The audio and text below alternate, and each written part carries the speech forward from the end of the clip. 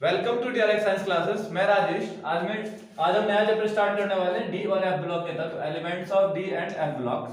ठीक है, सबसे पहले पहला हेडिंग आता है संक्रमण तत्व किसे कहते हैं, व्हाट इज ट्रांजिशन एलिमेंट्स। तो ट्रांजिशन एलिमेंट्स क्या होते हैं बच्चों, वे तत्व जिनका अंतिम इलेक्ट्रॉन या तो डी में प्रवेश करे या तो एफ में प्रवेश करे, इनको हम संक्रमण तत्व कहते हैं। हालांकि संक्रमण तत्व खाली डी ब्लॉक के तत्वों को कहते हैं, बाकी एफ ब्लॉक का जो तत्व होगा उसको हम आंतरिक संक्रमण तत्व कहेंगे, इनर ट्रांजिशन एलिमेंट्स बोलेंगे। ठीक है, वर्ग 3 से लेके 13 तक के बीच के जो तत्व होते हैं, ग्रुप 3 से लेके और 13 तक, अगर हम पीरियोडिक टेबल देखेंगे तो पीरियोडिक टेबल कुछ इस तरह का बना होता है, जैसे हमारा ये वाला एस ब्लॉक हो जाता है, यहाँ पे ये तुम्हारा पी ब्लॉक हो गया, और ये डी हो गया, ये वाला पी, और नीचे में एफ आता है। तो देखो बच्चों, यहाँ पे हमारा पहला दूसरा आवर्त होता है, बाकी 3 से लेके और कहां तक 13 तक वर्ग जो होते हैं, पहला वर्ग दूसरा वर्ग, और 3 4 5 6 7 8 9 10 11 12 और ये 13 वर्ग ये वाले होते हैं। तो 3 से लेके 13 तक के बीच जितने भी एलिमेंट्स होंगे इनको हम बोलते हैं संक्रमण तत्व, ट्रांजिशन एलिमेंट्स बोलते हैं। इसके बाद तुम्हारा पी ब्लॉक एलिमेंट आ जाता है। ठीक है, 13 हो गया, 14 15 16 17 और 18 ये सारे पी ब्लॉक में आते हैं, और इसी में से बीच में से निकलता है। ठीक है, बीच में से निकलता है जिसको हम एफ ब्लॉक बोलते हैं। तो वे तत्व जिनका अंतिम इलेक्ट्रॉन डी उपकोष में प्रवेश करता है उसे हम संक्रमण तत्व बोलते हैं, या वर्ग 3 से लेकर 13 तक के बीच में जो भी तत्व रहेंगे इन सबको हम संक्रमण तत्व बोलेंगे। इन तत्वों को एस और पी ब्लॉक के बीच में रखा गया है। संक्रमण ट्रांजिशन थोड़ा दबा हुआ है, एस और पी ब्लॉक के बीच में रखा गया, इसलिए हम इसको संक्रमण तत्व ही बोलते हैं। इसका इलेक्ट्रॉनिक कॉन्फ़िगरेशन करेंगे तो देखो NH2 एन हमारा मुख्य क्वांटम संख्या है, पहले NH2 फिल हो जाएगा, इसके भी जितने भी इलेक्ट्रॉन रहेंगे, जितने भी एलिमेंट्स रहेंगे उनका जब हम इलेक्ट्रॉनिक कॉन्फ़िगरेशन करेंगे उसका पहले s वाला ऑर्बिटल फुल हो जाएगा, बाद में d वाले में प्रवेश करेगा। इसीलिए इसका जनरल इलेक्ट्रॉनिक कॉन्फ़िगरेशन है n-1 d1 से लेके 10 और NH2। कहने का मतलब ये है कि पहले s भरेगा, बाद में d ऑर्बिटल भरेगा। ठीक है, अब आते हैं फिर उसके बाद, हाँ, इन तत्वों के डी और एफ को नहीं भरे होते, इनकम्प्लीट होते हैं डी ऑर्बिटल और एफ। देखो यहाँ पे तुम्हारे इसमें इलेक्ट्रॉनिक कॉन्फ़िगरेशन में दिखा रहे हैं कि डी ऑर्बिटल को इनकम्प्लीट दिखाया गया है। हालांकि हम डी ब्लॉक को खाली संक्रमण तत्व बोलते हैं। Elements of D blocks are called transition elements. D block के तत्वों को संक्रमण तत्व बोलते हैं, जबकि एफ ब्लॉक के तत्वों को, elements of F block are called inner transition element, आंतरिक संक्रमण तत्व बोलते हैं। अब हम इन संक्रमण तत्वों को अगर हम देखेंगे डी ब्लॉक में एंट्री के अकॉर्डिंग या एफ ब्लॉक में एंट्री के अकॉर्डिंग, तो इन्हें दो भागों में बांटा गया है, डी ब्लॉक के तत्व और एफ ब्लॉक के तत्व। जिनका लास्ट वाला इलेक्ट्रॉन जो है डी ऑर्बिटल में एंट्री करेगा वो डी ब्लॉक के तत्व कहलाएंगे, और जिसका एफ में एंट्री करेगा वो एफ ब्लॉक के तत्व कहलाएंगे। यही मैं बता रहा हूं, इसको हम संक्रमण तत्व बोलते हैं, इसको हम आंतरिक संक्रमण तत्व बोलते हैं, इनर ट्रांजिशन एलिमेंट कहते हैं। हमारा आज का मोटिव ये रहेगा, हम डी ब्लॉक के एलिमेंट्स को पढ़ें, डी ब्लॉक के एलिमेंट्स को पढ़ते हैं। तो डी ब्लॉक में एंट्री करने के अकॉर्डिंग इलेक्ट्रॉनों का डी और उपकोष में प्रवेश करने को, इसको पूरे को संक्रमण तत्वों को 4 भागों में बांटा गया, 4 श्रेणियों में बांटा गया है। तो हमारा अगला टॉपिक है संक्रमण तत्वों का वर्गीकरण, classification of transition element. Transition elements को डी ब्लॉक में प्रवेश करने के आधार पर 4 वर्गों में बांटा गया है, प्रथम श्रेणी, द्वितीय श्रेणी, तृतीय श्रेणी और चतुर्थ श्रेणी। First transition series, second transition series, third और फोर्थ ट्रांजिशन सीरीज। फर्स्ट वाले को 3D सीरीज बोलते हैं, सेकंड वाले को 4D, थर्ड वाले को 5D और चौथे वाले को 6D सीरीज बोलते हैं। इन्हें 3D सीरीज क्यों कहते हैं बच्चों, क्योंकि इसमें, अच्छा, इन चारों में देखो मेरी बात सुनो, ये सीरीज कौन क्या है, ये फर्स्ट सेकंड थर्ड सीरीज क्या है। अगर मैं पीरियोडिक टेबल देखूं तो ये हमारा डी ब्लॉक कहलाएगा, ये पूरा डी ब्लॉक है। इसमें हमारा 4 इस तरह से खाने रहते हैं, इस तरह से चार आवर्त रहते हैं, 1 2 3 4। इसमें जितने भी एलिमेंट्स आएंगे इस वाले ऊपर वाले में, सबका जो अंतिम इलेक्ट्रॉन जाएगा वो 3D में प्रवेश करेगा, इसलिए 3D श्रेणी के तत्व हो जाएंगे। इस वाले में जो भी आएगा वो सब 4D में जाएगा, 4D श्रेणी के तत्व। इसमें 5D में एंट्री करेगा, 5D श्रेणी के तत्व। इसमें 6D में एंट्री करेगा, इसलिए 6D श्रेणी के तत्व।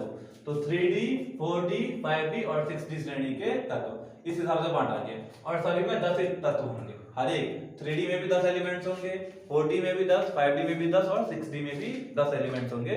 तो पहला टॉपिक आता है प्रथम संक्रमण श्रेणी, फर्स्ट ट्रांजिशन सीरीज, जिसको हम 3D श्रेणी बोलते हैं। सिंपल सा डेफिनेशन लिखेंगे तो क्या लिखेंगे, वे संक्रमण तत्व जिसका अंतिम इलेक्ट्रॉन 3D उपकोष में प्रवेश करता है। Those transition elements whose valence electrons enter in 3D orbitals is called first transition series or 3D series। ठीक है बच्चों, इसमें 10 तत्व आते हैं, 10 तत्वों के नाम लिखे हैं। स्कैंडियम 21 है, 21 से परमाणु क्रमांक शुरू होगा, 30 तक खत्म होगा। Scandium, titanium, vanadium, chromium, manganese, iron, cobalt, nickel, copper और जिंक, ये हमारे 10 एलिमेंट्स है जो कि इसमें पाए जाते हैं। ठीक है, अगर मेरा इसका इलेक्ट्रॉनिक विन्यास मैंने देखो स्टार्टिंग में लिख दिया, इलेक्ट्रॉनिक कॉन्फ़िगरेशन n-1 d 1 से लेके 10 और ns 1 से लेके 2 होगा। तो यहीं से देखो इलेक्ट्रॉनिक कॉन्फ़िगरेशन, जब हम स्कैंडियम का इलेक्ट्रॉनिक कॉन्फ़िगरेशन करेंगे बच्चों तो लास्ट में आएगा 3d1 और 4s2। देखो स्कैंडियम का 21 होता है बच्चों, 21 का अगर मैं करना चाहूं देखो तो 1s2 2s2 2p6 3s2 3p6 3d, पहले 3d भरेंगे हम 4s2 भर देंगे, 4s2 देखो 10 18 90 20, हमारे पास कितना 21 है तो 3d1 हो जाएगा। तो हमारा 21 वाले का 3d1 वैलेंस इलेक्ट्रॉनिक कॉन्फ़िगरेशन कितना आ रहा है, आउटर वाला, बाहरी इलेक्ट्रॉनिक विन्यास 3d1 4s2। तो स्कैंडियम का इलेक्ट्रॉनिक विन्यास 3d1 4s2 होता है, लास्ट में आ रहा है ना इसी का इलेक्ट्रॉनिक विन्यास के अकॉर्डिंग n-1, जैसे यहाँ पे मान लिया 4 है इनकी जगह तो 4s2 और n-1 मतलब 3d1 4s2। देखो ये रहा 3d1 4s2, स्कैंडियम इलेक्ट्रॉनिक विन्यास 3d1 4s2 लास्ट वाला आ रहा है। जबकि मैं जिंक का देखूंगा तो पूरा का पूरा भर देगा, पहले 4s2 में भर देते हैं 2 इलेक्ट्रॉन जैसे मैंने अभी यहाँ बताया है, फिर यहाँ पे अगर मुझे 22 का करना हो 3d2 हो जाएगा, 23 का 3d2 सॉरी 3d3, 24 का 3d4, 25 का 3d5, 26 का 3d6, इस तरह से 30 का हो जाएगा बच्चों 3d10, 1s2 2s2 2p6 3s2 3p6 3d10 और 4s2। तो क्या देखने को मिल रहा है हमको कि इनका जो इलेक्ट्रॉनिक विन्यास है वो 3d1 और 4s2 से शुरू होता है और फाइनली खत्म कहां हो जाता है 3d10 और 4s2। इसलिए मैंने बोला तुम लोगों को कि इसका जो जनरल इलेक्ट्रॉनिक कॉन्फ़िगरेशन होता है वो n-1 d1 से लेके 10 और 4s2 मान लो, चलो 4s2 नहीं ns2, पहले s वाला भर दिया मैंने, फिर यहाँ पे n-1 वाले में d1 से लेके 10 तक भरना शुरू कर दिया, पहले में 1 दूसरे में 2 तीसरे में 3 चौथे में 4, इस तरह से मैंने भर। ठीक है, फिर अगला हमारा आता है बच्चों द्वितीय संक्रमण श्रेणी, सेकंड ट्रांजिशन सीरीज, इसको 4d श्रेणी बोलते हैं। नाम बता रहे हैं कि वे तत्व जिनके अंतिम इलेक्ट्रॉन 4d कोष में प्रवेश करते हैं 4d संक्रमण श्रेणी कहलाते हैं। Those transition element whose valence electrons enter in 4d orbitals are called second transition series। इसमें भी 10 आएंगे, चारों में ही 10 आएंगे बच्चों। कौन कौन से 10 आएंगे तो इट्रियम हो गया, जर्कोनियम हो गया, नायोबियम हो गया, मॉलिब्डेनम हो गया, टेक्नीशियम हो गया, रुथेनियम हो गया और रोडियम हो गया, पैलेडियम हो गया, सिल्वर हो गया और कैडमियम हो गया 48 तक। ठीक है, इसमें भी 10 इलेक्ट्रॉन हमारे पास आएंगे। अब तुम्हारे ये क्वेश्चन होगा बच्चों कि 30 के बाद सीधा 39 कैसा आ गया, तो 30 के बाद देखो यहाँ तक 30 होता है, बाकी तुम्हारा 31 32 जितने भी होंगे इधर पहुंच जाएंगे। देखो मैंने क्या बोला था, ये हमारा 13 हो गया, 14 15 16 17 18 9 सॉरी 14 15 16 17 18 6 ग्रुप हो गए, 6 ग्रुप हो गए। हमारे पास लास्ट कितना आया बच्चों, ये 30 आया है, 30 आया है तो 6 उधर होगा और 2 इधर भी तो एंट्री करते हैं, 2 इधर भी एंट्री करते हैं। ठीक है कि नहीं है, तो हमारा कितना हो गया 8 हो गई है और ये हमारा कितना 38। तो देखो 6 एलिमेंट्स इधर p ब्लॉक में चले जाएंगे और 2 एलिमेंट्स इधर आ जाएंगे, क्योंकि हमने किस तरह से पीरियोडिक टेबल एलिमेंट्स को कैसे रखते हैं 1 2 मतलब 1 2 3 4 5 इस तरह से ऐसे ऐसे बढ़ते हैं, ऐसे फिर ऐसे फिर ऐसे ऐसे करके। तो यहाँ तक 30 भर गया, 31 32 33 34 35 36 फिर 33 38, 2 ग्रुप ये भी तो है 38 और फिर इस वाले में जब प्रवेश करेंगे तो 39, इसीलिए यहाँ से 39 से शुरू हुआ है 39 से, तो 39 से 48 तक, फिर यहाँ तक 48 तक पहुंच जाएंगे। कौन कौन से एलिमेंट से बच्चों, तो तुम्हारा yttrium, zirconium, niobium, molybdenum, technetium, ruthenium, rhodium और पैलेडियम, सिल्वर, कैडमियम 48 तक होते हैं।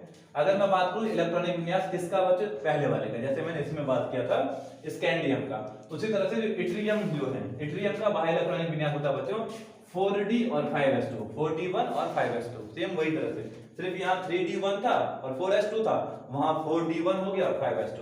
यही तो हमने डेफिनेशन में पढ़ा है कि लास्ट इलेक्ट्रॉन किस में प्रवेश करेगा 4d में प्रवेश करेगा, फिर वही 1 2 3 4 5 करके प्रवेश करता करता 4d10 तक खत्म हो जाएगा। हमारा जो लास्ट वाला रहेगा कैडमियम, मतलब इट्रियम में यहाँ 4d1 हो गया, जर्कोनियम में देखेंगे तो 4d2 हो जाएगा, नायोबियम में देखेंगे 4d3 हो जाएगा, रोडियम में देखेंगे 4d5 मतलब 4d4 हो जाएगा। तो इस तरह से 4d10 तक प्रवेश कर जाएगा यहाँ तक कैडमियम तक। ये हमारा ओवरऑल किसका था, डी ब्लॉक के एलिमेंट। डी ब्लॉक के एलिमेंट, एक बार रिपीट कर दो चीजों को। संक्रमण तत्व क्या कहलाता है, ट्रांजिशन एलिमेंट्स क्या कहलाते हैं, तो वर्ग 13 से लेके और वर्ग 13 से लेके और 3 से लेके 13 तक के जो एलिमेंट्स होते हैं इनको बोलते हैं हम संक्रमण तत्व, ट्रांजिशन एलिमेंट्स बोलते हैं। इनको डी ब्लॉक के तत्व भी बोलते हैं और इनको हम पी एस और पी ब्लॉक के बीच में रखते हैं, ठीक है। और इनका जो डी कोष होता है वो पूरा भरा हुआ नहीं होता है। इनको और अच्छा इन्हीं के बीच से हमारा एफ ब्लॉक भी निकलता है। तो इसको संक्रमण तत्व को दो भागों में बांटा गया, डी ब्लॉक के तत्व और एफ ब्लॉक के तत्व। संक्रमण ट्रांजिशन एलिमेंट जो होता है वो डी ब्लॉक के तत्व होते हैं और जो एफ ब्लॉक के तत्व होंगे वो आंतरिक संक्रमण तत्व होगा। इनके एफ कोष भरे हुए नहीं रहते, इनके डी ब्लॉक भरे नहीं होते। फिर डी ब्लॉक के एलिमेंट्स को फर्दर बांटा गया 4 ग्रुप में, 3D सीरीज के तत्व, 4D, 5D और 6D श्रेणी के तत्व। जिनका लास्ट वाला इलेक्ट्रॉन 3D में प्रवेश करेगा वो 3D श्रेणी के तत्व, जिनका 4D में वो 4D श्रेणी के, जिनका 5D में 5D श्रेणी के और जिनका 6D में प्रवेश करेगा वो 6D श्रेणी के तत्व कहलाएंगे, ठीक है। तो ये हमारा ओवरऑल था संक्रमण तत्व के बारे में इंट्रोडक्शन। हमारा नेक्स्ट टॉपिक है तृतीय संक्रमण श्रेणी या 5D श्रेणी, है ना, थर्ड ट्रांजिशन सीरीज या फिर 5D श्रेणी। क्या होता है डेफिनेशन, वे तत्व जिनके अंतिम इलेक्ट्रॉन 5D उपकोष में प्रवेश करते हैं, 5D उपकोष में प्रवेश करते हैं, थर्ड ट्रांजिशन एलिमेंट्स या सीरीज कहलाते हैं, elements of third transition elements कहलाते हैं, ठीक है। इसमें कौन कौन से एलिमेंट आते हैं बच्चों, तो लैंथेनम 57, एक लैंथेनम 57 आएगा, उसके बाद हैफनियम 72 से लेके मरकरी 80 तक एलिमेंट्स आते हैं, बीच में सारे एलिमेंट्स हैं, ठीक है। अब तुम्हारे क्वेश्चन होगा कि 57 से के बाद 58 आना चाहिए, फिर 72 कैसे आ गया, ये तुम्हारा क्वेश्चन होगा। तो बच्चों 57 के बाद जो एलिमेंट्स होते हैं उनको पीरियोडिक टेबल के नीचे रखा गया। जब हम पीरियोडिक टेबल देखते हैं तो हमारा पीरियोडिक टेबल कुछ ऐसा होता है बच्चों, ये हमारे इधर हो गया एस ब्लॉक, ये हमारा पूरा डी ब्लॉक है और ये हो गया हमारा पी ब्लॉक, एस पी और डी ऐसा होता है। और जो हमारा डी ब्लॉक है जिसमें हमने 4 सीरीज बनाई है, इस तरह से 4 सीरीज बनाई है, 2 सीरीज हमने ऑलरेडी पहले डिस्कस कर लिया है। और बीच की जो 2 सीरीज बनती है बच्चों, यहाँ पे जो लैंथेनम और एक्टेनम के बाद के एलिमेंट्स होते हैं उसको यहाँ नीचे रखा जाता है, यहाँ पे नीचे रखा जाता है, इसको हम एलिमेंट्स ऑफ एफ ब्लॉक बोलते हैं या लैंथेनाइट सीरीज के एलिमेंट्स बोलते हैं, और इसको एक्टेनाइट सीरीज के एलिमेंट्स बोलते हैं। लैंथेनाइट सीरीज के एलिमेंट्स और एक्टेनाइट सीरीज के एलिमेंट्स बोलते हैं, ठीक है। तो यहां से जो एलिमेंट्स आते हैं लैंथेनाइट और एक्टेनाइट से के आगे के एलिमेंट जो होते हैं एफ ब्लॉक के एलिमेंट्स बोलते हैं, या लैंथेनाइट श्रेणी के तत्व और एक्टेनाइट श्रेणी के तत्व, ठीक है। इसीलिए लैंथेनम 57 को रखा गया, बाकी ये जितने भी एलिमेंट्स हैं इनको रखा गया। हैफनियम हो गया, 72 टंगस्टन हो गया, टेंटेलम हो गया, रिहीनियम हो गया, ऑस्मियम हो गया, ईडियम हो गया, प्लेटिनम, गोल्ड और मरकरी, इतने एलिमेंट्स है, 10 एलिमेंट्स होते हैं, ठीक है। अगर हम बात करें जब लैंथेनम का इलेक्ट्रॉनिक कॉन्फ़िगरेशन करते हैं तो लास्ट वाला इलेक्ट्रॉनिक कॉन्फ़िगरेशन आता है बच्चों 5d1 और 6s2, और मरकरी का करते हैं इसके लास्ट एलिमेंट का तो 5d10 और 6s2, ठीक है। तो इसका जनरल इलेक्ट्रॉनिक कॉन्फ़िगरेशन अगर हम बात करें क्या होगा बच्चों, तो 5d1 से लेके 10 और 6s0 से लेके 2, ये इसका जनरल इलेक्ट्रॉनिक कॉन्फ़िगरेशन हो जाएगा, ठीक है कि नहीं है। अब यहाँ है कि मरकरी का भाई एटॉमिक नंबर भैया 80 है, मतलब 80 है, लेकिन यहाँ पे 5d10 ही क्यों आएगा, तो बच्चों इसका जो एफ ब्लॉक होगा वो भी फुल होगा, 14 इलेक्ट्रॉन उधर भी चले जाएंगे, ठीक है कि नहीं है। तो इसीलिए लास्ट वाला तुम्हारा 5d10 और 6s2 हो जाएगा। फिर आते हैं संक्रमण तत्वों के समान लक्षण, नहीं इससे पहले हमें चतुर्थ संक्रमण श्रेणी पढ़ना होगा, 6d श्रेणी। वही बात है कि ऐसे तत्व जिनका लास्ट इलेक्ट्रॉन 6d अपकोष में प्रवेश करेगा, ऑर्बिटल में एंट्री करेगा, 6d श्रेणी के एलिमेंट्स कहलाएंगे। इसमें कौन से एलिमेंट आते हैं बच्चों, तो 89 एक तो एक्टिनम आएगा, जैसे यहाँ पे 57 क्या आ रहा था, लैंथेनम आ रहा था, इसी तरह से यहाँ पे बच्चों 89 एक्टिनम आएगा। 89 एक्टिनम के बाद तुम्हारा 104 रदरफोर्डियम से लेके और तुम्हारा 112 कॉपरिनियम तक, यहाँ हमारे सारे एलिमेंट्स आएंगे। इसके बीच में तुम्हारे ये 9 एलिमेंट, ये पूरे होकर 9 एलिमेंट, और ये लगा के 10 एलिमेंट, तो ये 10 एलिमेंट्स आएंगे तुम्हारे किसके अंदर है बच्चों, 6d सीरीज के अंदर में। जनरल इलेक्ट्रॉनिक कॉन्फ़िगरेशन होगा बच्चों 6d 1 से लेके 10 और 7s 0 से लेके 2, ये इसका सामान्य इलेक्ट्रॉनिक विन्यास है ना। अभी हमारा मेन टॉपिक ये है और इंपॉर्टेंट टॉपिक है ये बच्चों, संक्रमण तत्वों के सामान्य लक्षण, general characteristics of transition element. सबसे पहला हमारा उपलब्धता, अकरेंस, कैसे पाए जाते हैं? तो सबसे पहले तो ये मेटल है सारे, और ये मुक्त अवस्था में ही पाए जाते हैं, संयुक्त अवस्था में नेचर के अंदर में फ्री स्टेट में ही पाए जाते हैं और कंपाउंड स्टेट में या तुम्हारा कंबाइंड स्टेट में भी पाए जाते हैं। फ्री स्टेट में कोई एलिमेंट, कौन सा एलिमेंट पाया जाता है?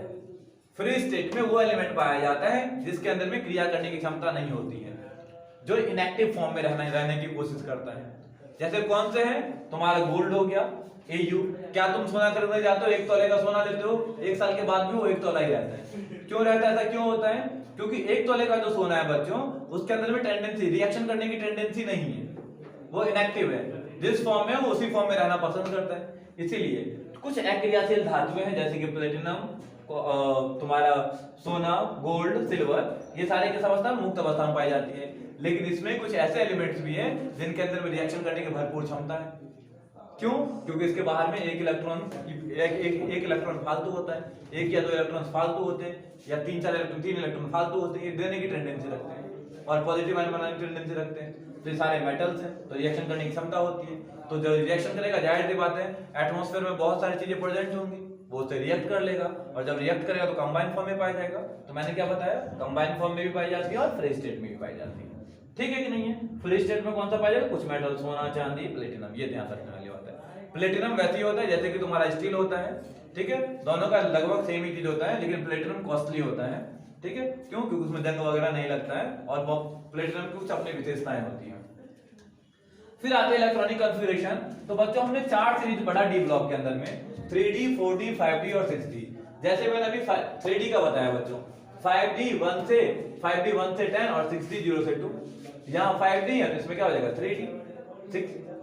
6D की जगह 4S, एक बढ़ जाएगा तुम्हारा 6S की जगह 0 से लेके 2, तो 3D 1 से लेके 10, 4S 0 से 2। 4D का लास्ट वाला डी में एंट्री करेगा तो 4D 1 से लेके 10 और 5S 0 से 2।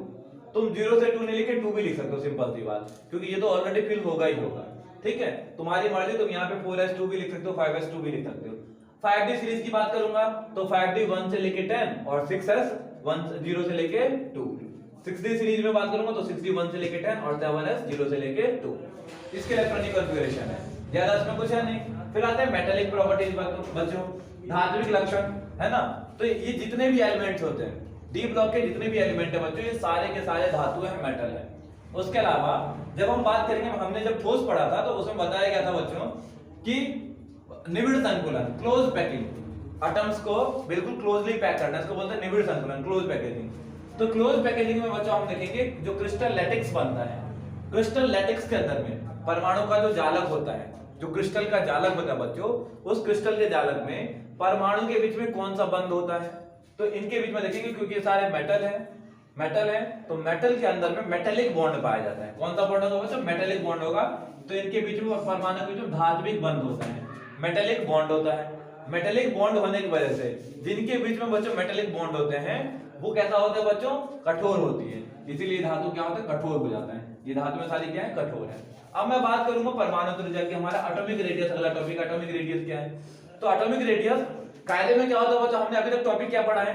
परमाणु क्रमांक बढ़ने के साथ परमाणु त्रिज्या बढ़ती है। हमें अपना अभी तक ये पढ़ा है कि परमाणु क्रमांक बढ़ेगा तो परमाणु त्रिज्या घटेगी, परमाणु त्रिज्या बढ़ेगी। लेकिन यहाँ उल्टा है, यहाँ परमाणु क्रमांक बढ़ेगा तो परमाणु त्रिज्या क्या होती है? घट जाती है, परमाणु त्रिज्या घटती है। पहले 5 एलिमेंट तक घटती है। अब मेरी बात सुनो, ऐसा क्यों होता है बच्चों? 5 एलिमेंट तक घटती है। हम ग्रुप में, हम पीरियड में बढ़ रहे हैं, आगे की ओर पीरियड में बढ़ रहे हैं, तो बच्चों क्या होगा? हमारा 104 है। जो हमारा ऑर्बिट जब हम देखेंगे ना, शेल देखेंगे भाई, जैसे ये न्यूक्लियस है, इसके बीच में तुम्हारा क्या? ये तुम्हारा शेल है, KLMN। इसमें इलेक्ट्रॉन्स फिल होते हैं कि नहीं होते? तो देखो, इसमें बढ़ जाएगा, इसमें बढ़ जाएगा, इसमें बढ़ जाएगा, इसमें बढ़ जाएगा, है ना। फिर अगले वाले में भरेगा ना बच्चों, जब इलेक्ट्रॉन जब अगले वाले में एंट्री करेगा, तो इनिशियली जो 5 एलिमेंट्स है ना, उसके इलेक्ट्रॉन्स इसी में ही एंट्री करे जाएंगे, पहले वाले में। जैसे बात एक मैं जनरल एग्जांपल ले रहा हूं, मान लिया कि लेंथेनम 72 है, लास्ट वाला इलेक्ट्रॉन यहां पे एंट्री कर दिया, लेंथेनम में 1 इलेक्ट्रॉन इधर हो गया। टंगस्टन की बात करूंगा, 1 इलेक्ट्रॉन और भर दो। अगले वाले की बात करूंगा, रीनियम, 1 इलेक्ट्रॉन और भर दो। इस तरह से इलेक्ट्रॉन बढ़ेंगे। अब देखो, जब इलेक्ट्रॉन बढ़ेगा, मेरी बात सुनना जरा, जब इलेक्ट्रॉन बढ़ेगा बच्चों, अभी देखो पहले मैं 1 की बात करता हूं, फिर हम बात करेंगे 2 और 3 की। अभी देखो बीच में न्यूक्लियस है और ये इलेक्ट्रॉन है। अब इसके बीच में आकर्षण ज्यादा होगा या कम होगा अट्रैक्शन? अभी कम होगा attraction as compare to this. एक और न्यूक्लियस बना लेते हैं बच्चों। अब इसमें 2 इलेक्ट्रॉन या 3 इलेक्ट्रॉन भर्ती हैं, इसके बीच में अब अट्रैक्शन ज्यादा होगा या अब अट्रैक्शन ज्यादा होगा? जाहिर सी बात है कि अब अट्रैक्शन ज्यादा होगा, क्योंकि यहाँ पे 3 इलेक्ट्रॉन है, बीच में नाभिक है हमारा, और यहाँ पे 1 इलेक्ट्रॉन था, यहाँ पे नाभिक था, तो 1 इलेक्ट्रॉन के बीच में और इसके बीच में कम अट्रैक्शन होगा, जिसके वजह से इसका रेडियस ज्यादा होगा। लेकिन यहाँ पे वही देखेंगे बच्चों हम, तो 3 इलेक्ट्रॉन हो गया बाहर वाले में और एक न्यूक्लियस हो गया। अट्रैक्शन बढ़ेगा, अट्रैक्शन बढ़ने से बच्चों, अट्रैक्शन बढ़ने से क्या होता है बच्चों कि जो एटम होते हैं वो थोड़े से सिकुड़ जाते हैं, एटम जो हमारा परमाणु त्रिज्या होती है वो कम हो जाती है। तो मैंने वही तुम्हें बताया था, इनिशियली 5 एलिमेंट तक तो एटॉमिक रेडियस घटता है, उसके बाद लगभग कांस्टेंट सा हो जाता है, क्योंकि बैलेंस हो जाता है फोर्स, अट्रैक्शन फोर्स जो होता है ना, इसको न्यूक्लियर अट्रैक्शन फोर्स बोलते हैं, नाभिकीय आकर्षण बल बोलते हैं, वो लगभग बैलेंस हो जाता है। तो ये हमने पढ़ा। मैंने अभी क्या क्या बताया तुम लोगों को, बच्चों तुम्हें ज्यादा ध्यान रखना है। 3D सीरीज मैंने बताया, 4D सीरीज बताया। 3D सीरीज के अंदर में तुम्हारे 10 एलिमेंट्स होते हैं, तुम्हें क्या याद रखना है? एक लैंथेनम होता है 57 और हैफनियम 72 से मरकरी 80 तक एलिमेंट होते हैं, इतना याद रखना है। एक तो ये तुम्हें याद रखना है। सेकंड चीज क्या करना है, अगर हम इलेक्ट्रॉनिक कॉन्फ़िगरेशन बोलेंगे तो 5D 1 से लेके 10 और 6S 0 से लेके 2 इसका इलेक्ट्रॉनिक कॉन्फ़िगरेशन है। ये इंपॉर्टेंट पॉइंट है बच्चों। उपलब्धता किस अवस्था में पाया जाता है बच्चों? मुक्त अवस्था में पाया जाता है और संयुक्त अवस्था में पाया जाता है। एक हमें ये ध्यान रखना है तुम्हें कि फ्री स्टेट में पाया जाता है, कंबाइंड स्टेट में पाया जाता है। और कौन फ्री स्टेट में पाया जाता है? तो प्लेटिनम हो गया और कॉपर, सिल्वर, या फिर तुम सीधा अक्रियाशील धातु बोल सकते हो जो नॉन रिएक्टिव मेटल्स होते हैं, ये पाए जाते हैं। इलेक्ट्रॉनिक कॉन्फ़िगरेशन चारों का याद रखो, 3D का, 4D का, 5D का और 6D का। तुमने किसी एक का याद कर लिया तो अपने आप ही चारों का तुम लिख सकते हो, ठीक है। तुम्हें ऐसे स्पेशली करके भी क्वेश्चन दे सकता है कि 3D सीरीज का इलेक्ट्रॉनिक कॉन्फ़िगरेशन क्या होगा, 1 मार्क्स में दे देगा, तो तुम इजीली लिख सकते हो। मेटालिक प्रॉपर्टीज में देखेंगे तो सभी क्या है, ऑल सभी जितने भी है वो सारे धातु हैं, और जालक के बीच में धात्विक बंध होते हैं, है ना। उसके बाद हमारा क्या है बच्चों? परमाणु त्रिज्या, मैंने बताया था परमाणु क्रमांक बढ़ने तक 5 तक घटेगा, उसके बाद क्या हो जाएगा? लगभग कांस्टेंट हो जाएगा, क्योंकि जो बैलेंस जो फोर्स होता है वो जितना लगना होता है बस इनिशियली उतना ही बढ़ता और घटता है, उसके बाद कांस्टेंट हो जाता है। तो ये हमारा और टोटल था ट्रांजिशन एलिमेंट्स के बारे में, स्क्रीनशॉट लो ध्यान दो। नेक्स्ट टॉपिक है हमारा आयनिक रेडियस, आयनिक त्रिज्या। तो जब हम आवर्त में बाएं से दाएं चलेंगे तो आयनिक त्रिज्या का मान घटता है, आयनिक रेडियस घटेगा। फिर अगला है परमाणु आयतन। जाहिर सी बात है जब आयनिक त्रिज्या घटेगा, आयनिक रेडियस घटेगा, तो परमाणु त्रिज्या भी घटती है, तो परमाणु त्रिज्या या आयनिक त्रिज्या घटेगा, इसका मतलब परमाणु आयतन, एटॉमिक वॉल्यूम भी डिक्रीज होगा। रेडियस डिक्रीज होगा तो वॉल्यूम अपने आप ही जाहिर सी बात है डिक्रीज ही होगा, क्योंकि वॉल्यूम जो होता है वो रेडियस के डायरेक्टली प्रोपोर्शनल होता है ना। फिर अगला हमारा, लेकिन अगर हम आयतन की बात करें एस ब्लॉक से, अगर हम कंपैरिजन करके चलेंगे बच्चों, तो एस ब्लॉक से इनका जो वॉल्यूम होता है वो थोड़ा कम होता है, एस ब्लॉक की अपेक्षा कम पाया जाता है। फिर मैग्नेटिक प्रॉपर्टीज, बहुत ही इंपॉर्टेंट पॉइंट है मैग्नेटिक प्रॉपर्टीज, ये फिजिक्स में भी टॉपिक आएगा। मैग्नेटिक प्रॉपर्टीज के अकॉर्डिंग देखो, इन एलिमेंट्स को मैग्नेटिक प्रॉपर्टीज के अकॉर्डिंग 3 भागों में क्लासिफाई किया गया है। सबसे पहले प्रतिचुंबकीय डायमैग्नेटिक एलिमेंट्स बोल दो, एटम्स बोल दो, तुम्हारी मर्जी, कुछ भी बोल सकते हो। मैंने प्रतिचुंबकीय पदार्थ लिखा है, डायमैग्नेटिक सब्सटेंस। ये वे पदार्थ होते हैं जिसमें अनपेयर्ड इलेक्ट्रॉन्स नहीं पाए जाते हैं, मतलब पेयर्ड इलेक्ट्रॉन्स होंगे इसके अंदर में, ठीक है। अब देखो थोड़ा सा पेयर्ड और अनपेयर्ड इलेक्ट्रॉन का फंडा समझो, डायमैग्नेटिक और पैरामैग्नेटिक का फंडा थोड़ा समझो। होता क्या है बच्चों कि कोई भी हमारे पास इलेक्ट्रॉन्स कहां पे होते हैं? इलेक्ट्रॉन्स कक्षकों में होते हैं, ऑर्बिटल्स में होते हैं। ऑर्बिटल्स में, एक ऑर्बिटल्स में 2 इलेक्ट्रॉन्स पाए जाते हैं इस तरह से। जैसे मैंने मान लिया कि मैंने पी हमने ऑर्बिटल बनाया, पी ऑर्बिटल बनाया, तो पी में 3 ऑर्बिटल रहेंगे, पी शेल में 3 ऑर्बिटल रहेंगे, 1 2 3, ठीक है। इसमें 6 इलेक्ट्रॉन्स भर सकते हैं। अभी मैंने जैसे 3 इलेक्ट्रॉन्स भरे, तो अब जो इलेक्ट्रॉन्स रहेंगे, इलेक्ट्रॉन्स कैसे चक्कर करता है? इलेक्ट्रॉन अपने जगह पे भी घूमता है, इलेक्ट्रॉन अपने जगह पे भी घूमता है, और इलेक्ट्रॉन नाभिक के चारों ओर भी घूमता है। इलेक्ट्रॉन अपने जगह पे भी रोटेट होता रहता है, जैसे अर्थ क्या करता है, अर्थ अपने जगह पे भी घूमता है। अर्थ का मॉडल, मतलब अगर सोलर सिस्टम का मॉडल देखेंगे और एटम का मॉडल देखेंगे, लगभग पूरा का पूरा सेम होता है। अर्थ क्या होता है? अपने एक्सिस पे भी घूमता है इस तरह से, और सूरज के चारों ओर भी घूमता है। सेम इलेक्ट्रॉन के साथ भी ऐसे ही होता है, इलेक्ट्रॉन अपने एक्सिस पे भी घूमता है और अर्थ के चारों ओर भी घूमता, अर्थ कह रहा हूं, न्यूक्लियस के चारों ओर भी घूमता रहता है, ठीक है। अब क्या होगा बच्चों कि इसके अपने एक्सिस पे घूमने की वजह से और न्यूक्लियस के चारों ओर घूमने की वजह से इसमें एक मूवमेंट क्रिएट हो जाता है, डायपोल मूवमेंट क्रिएट हो जाता है, या फिर मैग्नेटिक मूवमेंट बोलेंगे, क्रिएट हो जाता है, चुंबकीय आघूर्ण उत्पन्न हो जाता है। समझ में आ गया? अब अगर ये अकेले है तो ये खुद अपना ही मैग्नेटिक मूवमेंट लगाएंगे, है ना, चुंबकीय आघूर्ण लगाएंगे। लेकिन ये पेयर्ड है, इस तरह से पेयर्ड है, तो क्या होगा, ये भी मैग्नेटिक मोमेंट लगाएगा और ये उसका अपोजिट मैग्नेटिक मोमेंट लगाएगा, दोनों एक दूसरे को कैंसिल कर देंगे। मतलब टोटल अगर मैं इसकी बात करूंगा तो टोटल चुंबकीय आघूर्ण जो होगा वो शून्य के बराबर हो जाएगा। लेकिन अगर यहीं पे जब ये नहीं था तो जीरो नहीं था, इस कंडीशन में जीरो नहीं था। तो कहने का मतलब ये है बच्चों कि हमने तीन भागों में बांटा गया है, प्रतिचुंबकीय और अनुचुंबकीय। पहले तुम इस दो को पढ़ो, तीसरा वाला इससे मिलता है बिल्कुल, यही एक तरह से। तो डिफरेंस समझो प्रतिचुंबकीय पदार्थ में और अनुचुंबकीय पदार्थ में, डायमैग्नेटिक में और पैरामैग्नेटिक में। जो डायमैग्नेटिक सब्सटेंस होते हैं बच्चों, इसमें अनपेयर्ड इलेक्ट्रॉन्स होंगे, और इसमें कैसे इलेक्ट्रॉन्स होंगे, पेयर्ड इलेक्ट्रॉन्स होंगे। अयुग्मित इलेक्ट्रॉन्स पाए जाते हैं, इसमें नहीं होते हैं, इसमें होते हैं। इसमें सारे पेयर पेयर वाले होते हैं, सब में पेयर होता है, इसमें अनपेयर्ड इलेक्ट्रॉन्स होते हैं। अब जाहिर सी बात है जब इसमें पेयर्ड इलेक्ट्रॉन्स होगा, इसमें पेयर्ड इलेक्ट्रॉन्स पाए जाते हैं, इसमें अनपेयर्ड इलेक्ट्रॉन्स पाए जाते हैं, इसमें अनपेयर्ड इलेक्ट्रॉन्स पाए जाते हैं। अब जाहिर सी बात है बच्चों, इसमें जब अनपेयर्ड इलेक्ट्रॉन्स होगा तो ये magnetic dipole moment zero create करेगा, चुंबकीय द्विध्रुव आघूर्ण का मान जो होगा बच्चों ये जीरो होगा, मैग्नेटिक डायपोल मोमेंट क्रिएट ही नहीं करेगा। ठीक है, जिसके वजह से इसको जब हम मैग्नेटिक फील्ड में लेंगे तो ये रिपल्स होगा, ये पीछे की तरफ भागेगा, रिपल्स होगा तो ये चुंबकीय क्षेत्र में प्रतिकर्षित हो जाते हैं। ठीक है कि नहीं है, क्योंकि इसमें अयुग्मित इलेक्ट्रॉन्स नहीं होते हैं। एग्जांपल की मैं बात करूं तो copper plus ion, Cu plus ion बच्चों, कॉपर का एटॉमिक नंबर 29 होता है, क्योंकि एक प्लस का चार्ज है तो एक घट जाएगा उसमें से, तो इसमें इलेक्ट्रॉन्स कितने होंगे बच्चों, 28 इलेक्ट्रॉन्स हो गए। और 28 इलेक्ट्रॉन्स का जब हम इलेक्ट्रॉनिक कॉन्फ़िगरेशन करें तो 1s2 2s2 2p6 3s2 3p6 और 3d10 इलेक्ट्रॉनिक कॉन्फ़िगरेशन किया। पूरे इलेक्ट्रॉनिक कॉन्फ़िगरेशन में हमको कहीं पे भी अनपेयर्ड इलेक्ट्रॉन नहीं दिख रहा है। जब इलेक्ट्रॉनिक कॉन्फ़िगरेशन करने के बाद, इलेक्ट्रॉनिक विन्यास करने के बाद हमको अनपेयर्ड इलेक्ट्रॉन कहीं नहीं दिखता है, इसका मतलब वो कैसा सब्सटेंस होगा बच्चों, डायमैग्नेटिक सब्सटेंस होगा, है ना, प्रतिचुंबकीय पदार्थ होगा। ठीक है, इसका उल्टा मैं अगर बात करूं यहाँ पे, तो ये प्रतिकर्षित हो रहा था, ये आकर्षित हो जाएगा। क्यों आकर्षित होगा बच्चों, क्योंकि यहाँ पे मैग्नेटिक डायपोल मोमेंट है, और मैग्नेटिक डायपोल के मोमेंट की वजह से ये एक चुंबक की भांति काम करता है, ये चीजों को अपनी ओर आकर्षित करता है, मैग्नेट को अपनी ओर आकर्षित करता है, इसीलिए चुंबकीय क्षेत्र में आकर्षित हो जाता है।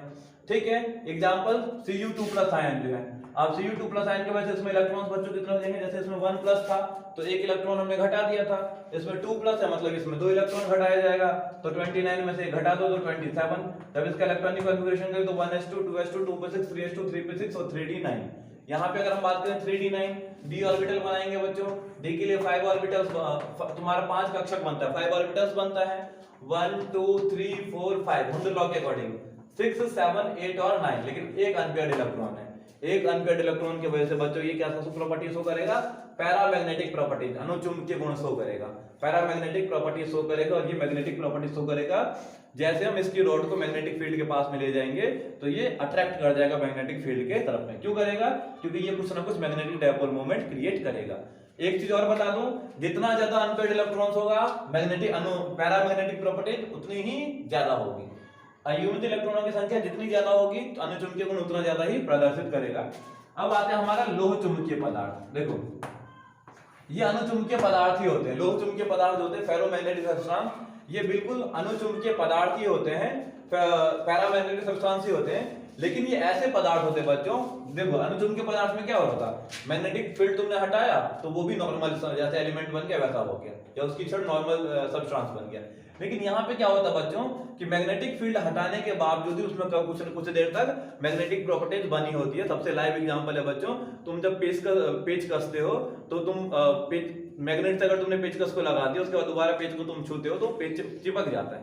क्या हो गया, लोहा जो है वो फेरोमैग्नेटिक सब्सटेंस है, उसके अंदर में चुंबकीय फील्ड, मैग्नेटिक फील्ड में हमने उसको रखा, तब तो भी वो आकर्षित होगा मैग्नेटिक फील्ड की तरफ, लेकिन उससे हटाने के बाद उसमें क्या होता है, चुंबकीय क्षेत्र हटाने पर उसमें मैग्नेटिक प्रॉपर्टीज प्रेजेंट होती रहती है। ऐसे सब्सटेंस को बोलते हैं फेरोमैग्नेटिक सब्सटेंस। इसका अगर जैसे ये 3 टॉपिक हमारा, डायमैग्नेटिक, पैरामैग्नेटिक और फेरोमैग्नेटिक। अभी फिजिक्स का टॉपिक आएगा बच्चों, तो फिजिक्स में इसके डिटेल में पढ़ेंगे कि इलेक्ट्रॉन्स कैसे मूव करते हैं या मैग्नेटिक डायपोल मूवमेंट कैसा होता है, इसकी डिटेल में स्टडी करेंगे, बिल्कुल थ्योरी है ना, विद डायग्राम। तो अभी तुम्हें इतना याद रखना है, जो डायमैग्नेटिक होगा बच्चों, ये मैग्नेटिक फील्ड में रिपल्स करते हैं, ये मैग्नेटिक फील्ड में अट्रैक्ट करते हैं, और ये भी मैग्नेटिक फील्ड में अट्रैक्ट करते हैं। डिफरेंस कहां होता है कि इसमें इसको मैग्नेटिक फील्ड से हटाने के बावजूद भी इसमें मैग्नेटिक प्रॉपर्टीज प्रेजेंट होते हैं। इसका सबसे बड़ा एग्जांपल आयरन हो गया। अब आते हैं संक्रमण तत्व की कुछ और प्रॉपर्टीज है, जैसे कि इंपोर्टेंट प्रॉपर्टीज जो भी बताया जा रहा है सारी इंपोर्टेंट प्रॉपर्टीज हैं। सबसे पहले संक्रमण धातु के आयन जो होते हैं रंगीन होते हैं। रंगीन क्यों होते बच्चों? क्योंकि इनके बाहर में अयुग्मित इलेक्ट्रॉन्स पाए जाते हैं, अनपेयर्ड इलेक्ट्रॉन्स पाए जाते हैं बच्चों, जिसके वजह से अनपेयर्ड इलेक्ट्रॉन्स होंगे जो कि एक्साइट होने के लिए रेडी रहेंगे और ये लाइट को एब्जॉर्ब करके एक्साइट हो जाते हैं, हायर लेवल एनर्जी लेवल में चले जाते हैं। जब रिटर्न होंगे तो लाइट को रेडिएशन के फॉर्म में एमिट करेंगे जो कि हमें रंग के रूप में दिखते हैं। तो ये रंगीन होते हैं, अलग अलग कलर के, तो इंपॉर्टेंट पॉइंट है। फिर अगली प्रॉपर्टी है बच्चों, इनके अंदर में कॉम्प्लेक्स बनाने की उत्प्रेरक गुण पाया जाता है संक्रमण धातु और उनके यौगिक में। जो तुम्हारा ट्रांजिशन एलिमेंट्स हैं या फिर इससे बने हुए जो कंपाउंड्स हैं, इन सब के अंदर में कैटालिटिक प्रॉपर्टीज होती हैं, वो तो कैटालाइज करने की प्रॉपर्टीज होती है। क्यों होती है बच्चों? क्योंकि जो ट्रांजिशन एलिमेंट्स होते हैं ना, जब इसके सरफेस पे हम देखेंगे तो इसके सरफेस पे जो एटम्स के पास फ्री वैलेंसीज होती हैं जो कि रिएक्शन करने के लिए एक्साइट रहती है। तो फ्री वैलेंसी के कारण क्या करता है बच्चों, ये जो क्या कहते हैं, जो रिएक्टेंट होता है, रिएक्टेंट को अपने ऊपर में ऐड कर लेता है, जिससे क्या होगा, रिएक्टेंट का सरफेस बढ़ेगा और रिएक्टेंट का जब सरफेस बढ़ेगा तो उस पे प्रोडक्ट ज्यादा आके जुड़ेंगे, बाद में ये उसको रिमूव कर देता है।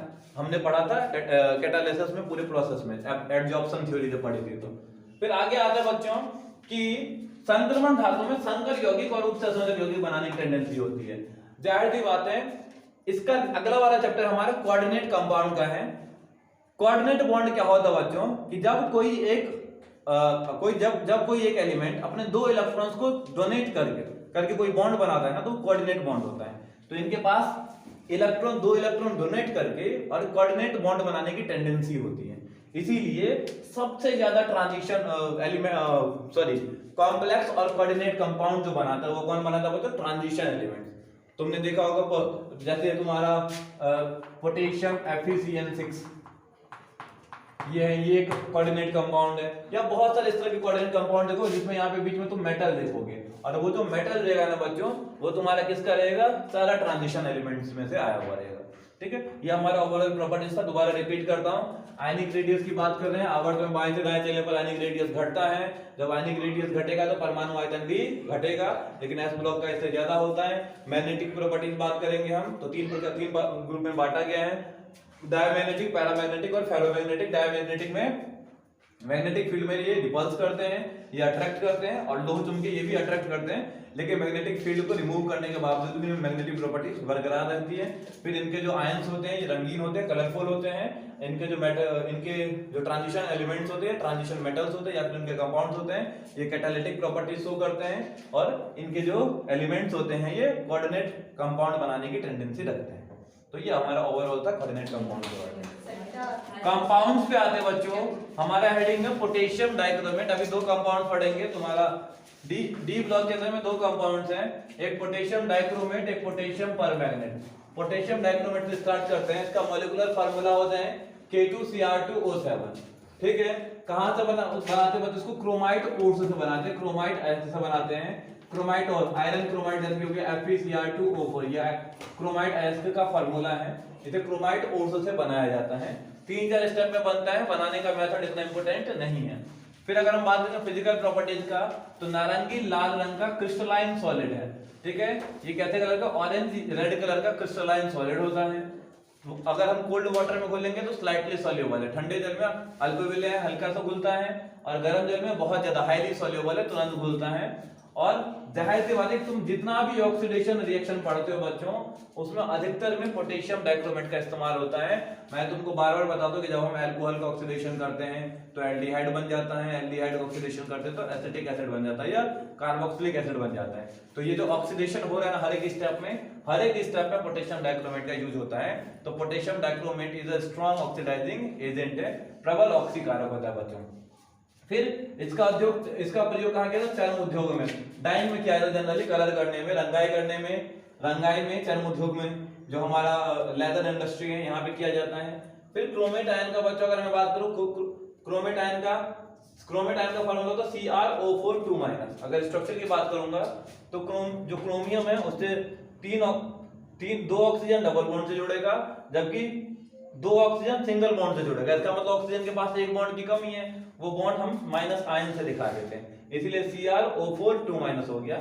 फिर अगला हमारा डाइक्रोमेट आयन, यहाँ पे 2 क्रोमियम होगा, तो 2 क्रोमियम्स हैं, वही आयन्स बिल्कुल वैसे ही होंगे, खाली जो ये हमारा ये वाला जो डबल बॉन्ड करके O था, या फिर ये वाला जो ऑक्सीजन था, ये दोनों आपस में कंबाइन करके सिंपल सा एक बॉन्ड बना देंगे। तो ये और इसके बीच बॉन्ड, अगर मैं वो बात करूंगा बॉन्ड एंगल की, तो 126 बॉन्ड एंगल होगा, 126 मतलब 126 डिग्री इसका बॉन्ड एंगल होगा। क्या है, Cr2O7 2 माइनस का। देखो कहां कहां चार्जेस है बच्चों, यहां क्या है तो तुम यहां पे 2 माइनस दिखा दो तो भी वही बात है, चाहे तो तुम इस माइनस को यहां पे दिखा सकते हो, क्योंकि ऑक्सीजन के पास 2 बॉन्ड होना चाहिए, लेकिन इस ऑक्सीजन के पास में सिंगल बॉन्ड है और इस ऑक्सीजन के पास में सिंगल बॉन्ड है। यहां दिखा दो तो भी 2 माइनस हो गया, इसको हटा के यहां नहीं दिखाना चाहते तो यहां पे 2 माइनस कर देते हो तो भी वही बात हो गया। ठीक है, तो ये तुम्हारा एक डाइक्रोमेट आयन का स्ट्रक्चर था और क्रोमेट आयन का स्ट्रक्चर था। अगला हमारा हेडिंग है पोटेशियम परमैंगनेट। पोटेशियम परमैंगनेट का फार्मूला होता है KMnO4। KMnO4 इसको लाल दवा भी बोलते हैं, पोटेशियम परमैंगनेट को लाल दवा भी बोलते हैं। कहां से बनाते हैं बच्चों इसको, तो पायरोल्यूसाइड ओर से बनाते हैं। पायरोल्यूसाइड ओर का फार्मूला होता है MnO2। इसको खनिज से बनाते हैं, सॉरी ओर से नहीं, इसको खनिज से बनाते हैं, मिनरल से बनाते हैं बच्चों। कलर क्या होता है इसका, इसका पोटेशियम परमैंगनेट का गहरे बैंगनी रंग का क्रिस्टलीय ठोस होता है बच्चों, डार्क वॉयलेट कलर का होता है इसका। ठीक है, जल में घुलकर बैंगनी विलयन देता है और इसमें मेटालिक लस्टर होता है, धात्विक चमक होती है। उपयोग कहां करेंगे, ये भी ऑक्सीकारक है और ये भी, बहुत जगह ऑक्सीडेशन में KMnO4 का भी उपयोग किया जाता है, तो ये भी एक प्रबल ऑक्सीकारक के रूप में प्रयोग किया जाता है। इसके अलावा जर्मनाशी, जर्मीसाइड्स के रूप में यूज करते हैं। कई जम्स हैं हमारे बॉडी के ऊपर में, उस जम्स को किल करने के काम में आता है, जर्मनाशी के रूप में किया जाता है। वाटर को प्यूरिफिकेशन करने के लिए भी इसका यूज किया जाता है। जनरली कौन से वाटर को, जो कुआं वाला पानी होता है जिसको कि हम बाहर नहीं निकाल सकते हैं, उसको प्यूरिफाई करने में हमारा इसका यूज किया जाता है पोटेशियम परमैंगनेट का। बायर अभिकर्मक क्या होता है बच्चों, तो 1% 1% KMnO4 का जो सॉल्यूशन होता है इसको बोलते हैं बायर्स रिएजेंट। और इसका यूज कहां पे किया जाता है, तो तुम्हें दो कंपाउंड दे देगा, सैचुरेटेड और अनसैचुरेटेड ऑर्गेनिक कंपाउंड। संतृप्त कार्बनिक मींस एल्केन, एल्कीन दे देगा, बोलेगा डिफरेंशिएट करने के लिए, वहां पे बायर एजेंट का यूज करता है आइडेंटिफाई करने के लिए। फिर अगला हमारा बच्चों परमैंगनेट आयन। परमैंगनेट आयन का फार्मूला होता है MnO4-। Mn ऑक्सीजन हमारे पास 4 है तो 3 ऑक्सीजन डबल बॉन्ड से रहेंगे, जो एक ऑक्सीजन सिंगल बॉन्ड से रहेगा उस पे एक माइनस का चार्ज आ जाएगा। दूसरा है मैग्नेट आयन, ये परमैंगनेट आयन था, दूसरा है मैग्नेट आयन, MnO4 2- हो गया। खाली क्या होगा कि हमारा जो 2 ऑक्सीजन उसमें डबल बॉन्ड से हैं और 2 ऑक्सीजन सिंगल बॉन्ड से, उस पे 2 माइनस का चार्ज आ गया। तो ये हमारा ओवरऑल था पोटेशियम डाइक्रोमेट और पोटेशियम परमैंगनेट के बारे में। स्क्रीनशॉट ले लो इसका।